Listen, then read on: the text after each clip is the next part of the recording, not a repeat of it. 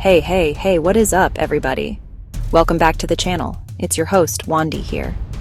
I am so excited for this one. I mean, really excited. We all know the Eiffel Tower, right? It's Paris. It's romance. It's that giant, pointy metal thing you try to hold up in your vacation photos. You know the one. Forced perspective pics. But what if I told you everything you think you know is just the tip of the tower? Today, we're diving deep. Really deep into secrets that will blow your mind. Get ready. This is good stuff. We're going to uncover absolutely wild stories, secret rooms, crazy color changes, a time it was almost torn down and sold for parts. Can you imagine that? It's like finding out the Statue of Liberty was almost a giant bowling trophy. These aren't just trivia. They're hidden tales that make the landmark more fascinating. I spent a ton of time digging these up. You won't look at the tower the same way. It's got more drama than a reality TV show. Twists, turns, a lot of iron. So get comfortable, grab a snack, maybe a croissant, and let's get into it. As we go, do me a favor. Jump down into the comments and tell me if you've heard any of these before. I'm genuinely curious. Are you ready? Let's go! Alright, first up, let's start at the very beginning. Picture this. It's 1889. Paris is hosting the World's Fair, the Exposition Universelle. They need a showstopper. I mean, a real jaw-dropper. They hold a competition. Gustave Eiffel enters, with a crazy design for a giant iron lattice tower. People thought he was nuts. A bunch of Paris's top artists and writers signed a petition. They called it a useless, monstrous blot on the cityscape. A truly tragic street lamp. Harsh, right? But Eiffel's team pushed on. In just over 2 years, the structure was built. Now, here's the part that gets me. This icon was never meant to be permanent. The plan, stand for just 20 years. Basically the world's most elaborate pop-up installation. The permit said tear it down in 1909. Can you even wrap your head around that?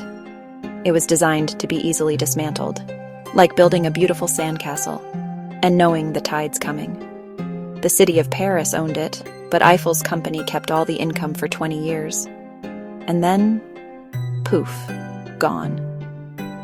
Imagine telling someone in 1889 this temporary attraction would become the most visited paid monument on Earth. They would have laughed you out of the patisserie. Paris without the tower, unthinkable. It was living on borrowed time from the first rivet. Okay, this next one is just pure science. But it's so cool. We think of the Eiffel Tower as this static, unchanging, solid metal structure, right? It's made of iron, it's strong, it just stands there. But what if I told you it's alive? Okay, not alive, but it moves. It breathes, in a way. The tower is made of puddled iron, over 18,000 individual pieces, held together by 2.5 million rivets. That's a whole lot of metal. And what does metal do when it gets hot? If you remember your high school physics class, it expands.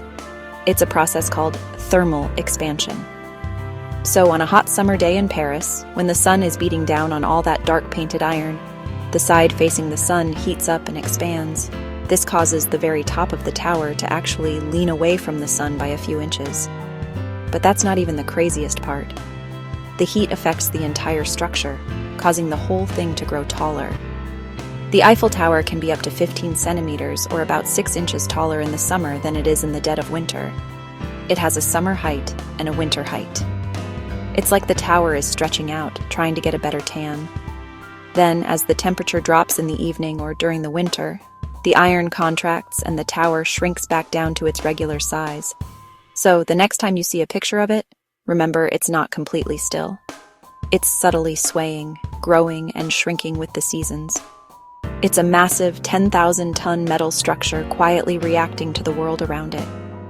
It's basically doing the world's slowest dance right in the middle of Paris. We all know the Eiffel Tower's iconic color, right? It's that signature, elegant, brownish bronze. It's officially called Eiffel Tower Brown. That's a fantastic name. My first paint if I start a company. But it wasn't always that color. Not even close. The tower is repainted by hand with brushes every 7 years. It's a massive job, about 60 tons of paint. Over its long history, it's gone through dramatic makeovers, more color phases than a pop star. In 1889, it started as a gradient. Venetian red at the bottom, red-brown in the middle, yellow-brown at the top. Gustav Eiffel chose that gradient to stand out against the sky. But the wildest change was later. From 1899, it was painted a vibrant, almost shocking yellow. Can you picture a giant, bright yellow tower in Paris? It looked cartoonish. The 5-year scheme was called yellow-brown, then ochre-yellow. After that came yellowish-brown, then chestnut-brown, before settling on Eiffel Tower brown in 1968. Today, they actually use 3 slightly different browns. Darkest at the bottom, lightest at the top. An optical illusion to the eye.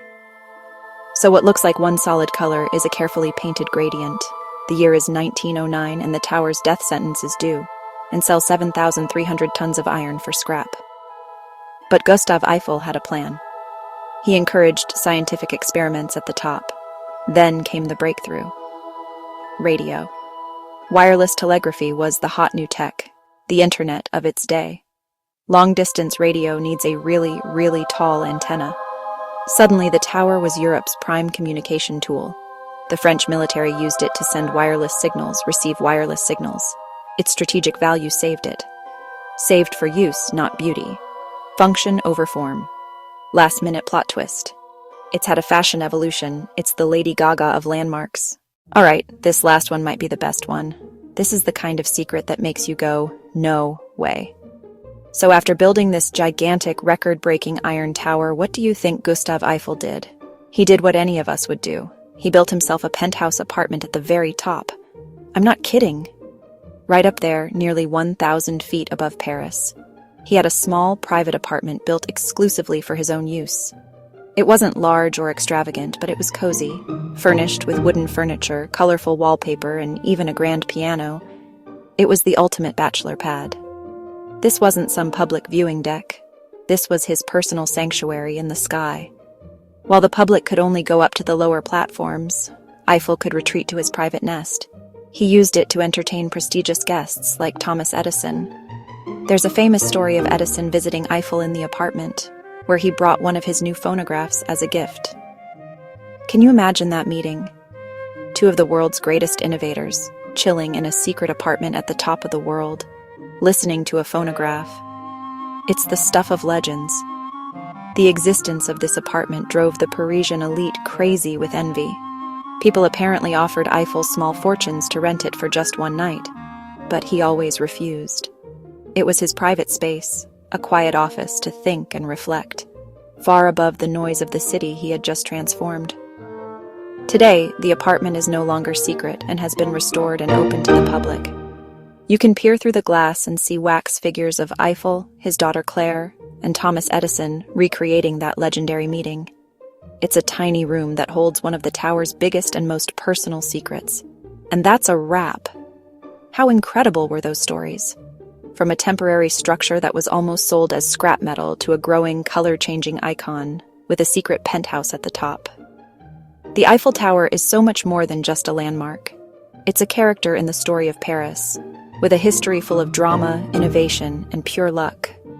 I hope this gave you a whole new appreciation for the Iron Lady. It's not just a tower, it's a survivor. Thank you so much for hanging out with me today and diving into these secrets.